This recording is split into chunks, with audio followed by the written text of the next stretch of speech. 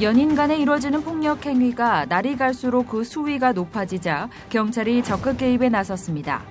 지난해 데이트 폭력 사건 7,600여 건 중 102건은 살인 사건으로 사흘에 한 번 희생자가 발생했는데요. 경찰이 TF팀을 구성해 적극 대처하기로 한 데이트 폭력, 그 실태와 대책은 무엇일지 하나님의 법, 세상의 법에서 알아봅니다. 하나님의 법, 세상의 법, 이재만 변호사님 나오셨습니다. 안녕하십니까? 네, 안녕하세요. 네, 변호사님. 보도를 통해 나온 사건을 요즘 보면 친자녀를 살인 유기하는 일, 참 너무나 끔찍하기도 하고 무서운데요. 이거를 떠나서 요즘은 또 이 데이트 폭력에 관한 사건들이 참 많이 나오는데 변호사님 이 사건을 어떻게 보고 계십니까? 예, 데이트 폭력이 지금 이제 사회 문제가 돼서 상당히 심각한데요. 네네네. 얼마 전에 이제 의학 전문 대학원생이 데이트 중에 자기 여자친구를 아주 무자비하게 폭행해서 이게 사회 문제가 된 적이 있었죠. 네, 그랬었죠. 근데 이제 데이트 폭력은 이제 폭력이지만 특성상 데이트 중에 일어난 것이라 보통 이제 사랑으로 포장돼서 저 사람이 날 너무나 사랑해서 그래서 이런 일이 벌어졌구나 하고 착각을 해서 신고를 꺼리고 그러다 보니까 폭행을 하는 사람은 점점 이게 중독이 돼 갖고 더 심해지고 또 사실은 데이트 폭력을 엄중하게 처벌해서 경고적 효력을 갖게 해줘야 되는데 이 서로 사랑하는 사이이기 때문에 국가기관이 잘 개입하지 않으려고 그래서 이 솜방망이 처벌이 되고 있고 그러다 보니까 이제 2차적 피해가 점점 더 커져서 데이트 폭력이 아주 굉장히 심각한 수준까지 이르게 된 것이죠. 그래서 요즘 그 경찰이 데이트 폭력을 어떤 통계와 숫자로 내놓은 걸 보면 참 끔찍한 일 중에 하나인데요.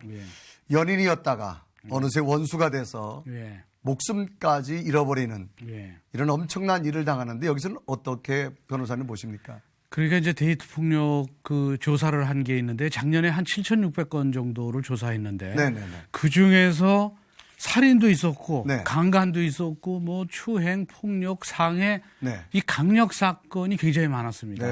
그런데 더더군다나 우려되는 거는 작년에 살인으로 이 사망한 사람이 102명이나 됐어요.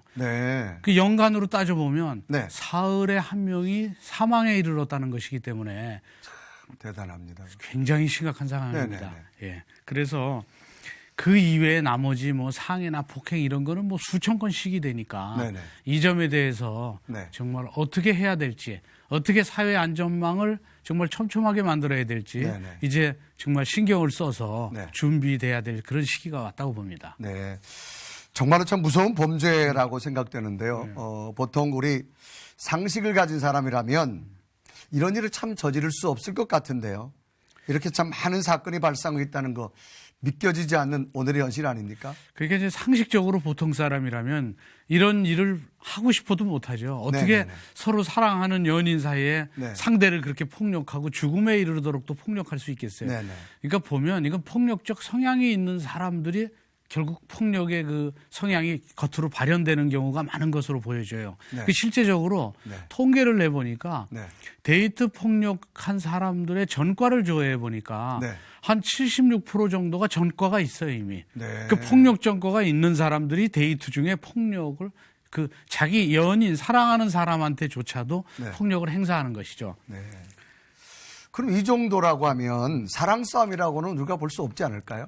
그렇죠. 그렇기 때문에 이 전국 그 251개 경찰서에서 TF팀을 구성해서 이것이 이제 연인 간 폭력 근절 전담팀이라는 걸 구성해서 그래서 이 데이트 폭력을 사전에 방지하고 처음에는 이제 경고를 하죠. 그렇게 폭력하면 안 된다는 걸 알려주고 그래도 재차 폭력이 일어나면 그러면 결국 중하게 아주 강력하게 처벌하고 단속하겠다는 그런 팀을 지금 구성하고 있습니다. 그럼 지금 그 전담반이 잘 운영되고 있습니까?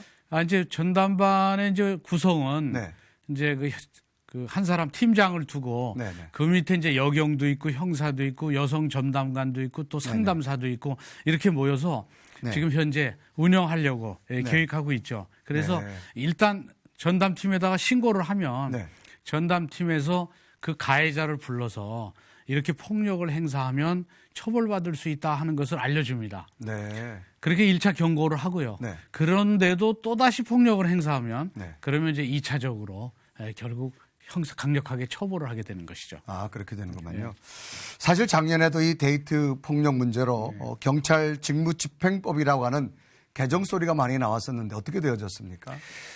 개정안은 이제 그 데이트 폭력과 스토킹 이걸 범죄로 규정해서 처벌하겠다는 것이죠. 그게 이제 개정안의 주요 내용인데 이번에 이제 논란이 되고 있는 것이 이제 클레어법이라는 것입니다. 그 영국에서 데이트 폭력 중에 사망한 여자가 있었어요. 클레어 우드라는.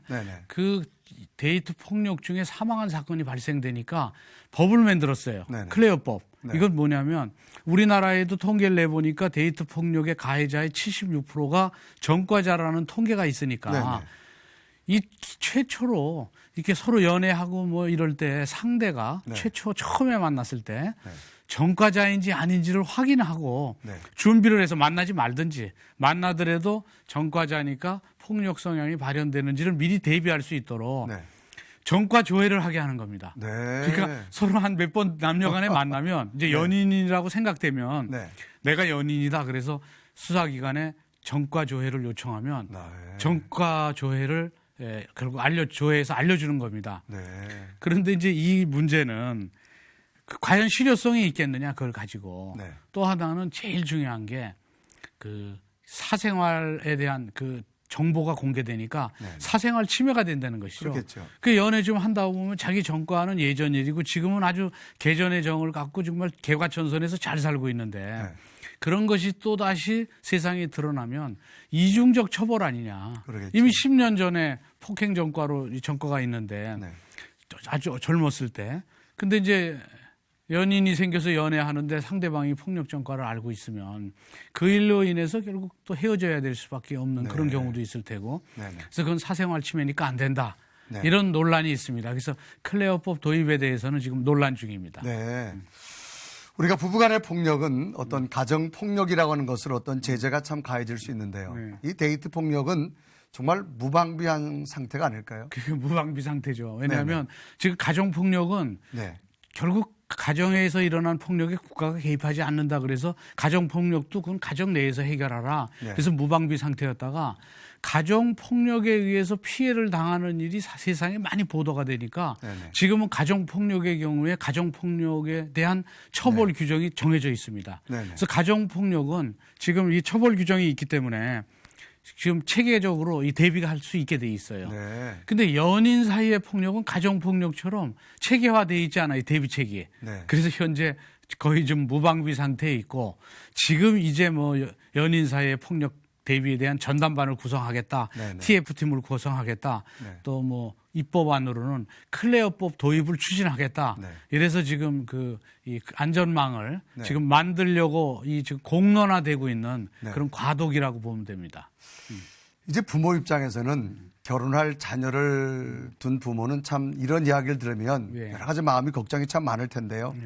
이 데이트 폭력 정말 극한 상황이 가기 전에 어떤 위험한 신호들이 있지 않을까요? 신호가 있습니다. 왜냐하면 데이트 폭력하는 사람의 76%가 전과가 있었기 때문에 서로 사귀다 보면 처음에는 조심스럽게 폭력이 일어나요.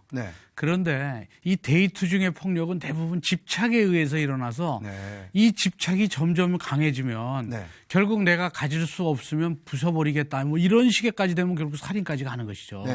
그래서 최초에 이 위험 신호가 생기면 이걸 감지하고 처음에 이 서로 사랑하는 사이에 있어서 사랑의 표현이 폭력이어서는 안 된다. 이걸 강하게 알려줘야 됩니다.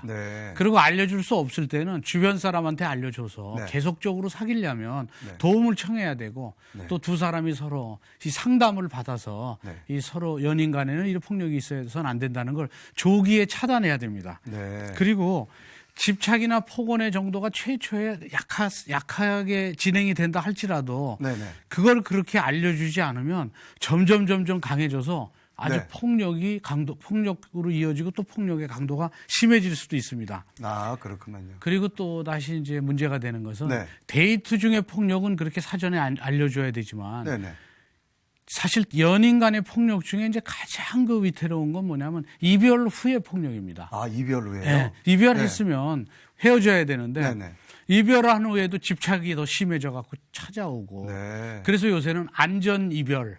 그래서 어떻게 하면 연인과 사귀었다가 안전하게 이별하는가 이것도 굉장히 중요한 그 문제 해결책 중에 하나를 갖고 있어야 된다. 이렇게 생각들을 많이 해요. 그렇군요. 그래서 이 안전 이별에 대해서는 이 아무리 스토킹이 사적인 관계에서 일어난다고 하더라도 안전 이별이 안 된다고 한다면 이 점에 대해서도 주변의 도움을 받아서 결국 전문가의 조력이나 또 상담가라든지 가족이라든지 알려서 정말 그동안 사귀었던 사람 예정을 생각해서 내가 이걸 참고 그냥 잘 해결해야 되겠다. 이렇게 생각하면 안 됩니다. 이건 반드시 해결하려고 적극적으로 노력을 해야 됩니다. 그렇군요.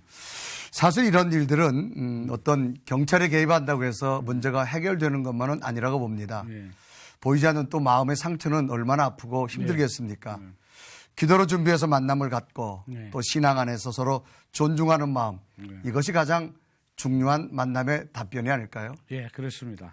결국 이제 이 폭력이라는 것도 그런 문제가 이렇게 발생이 딱 되면 이 공개적인 대처가 필요합니다. 그러니까 최초에 만날 때도 결국 신중하게 상대자를 선택해서 만남을 준비해야 되고요. 일단 본인이 선택해서 만났다고 한다면 당사자 간에 사소한 그런 뭐 다툼이라든지 실갱이가 있다고 하면 그런 건 폭력이라고 보기 어려운 그런 것들이요.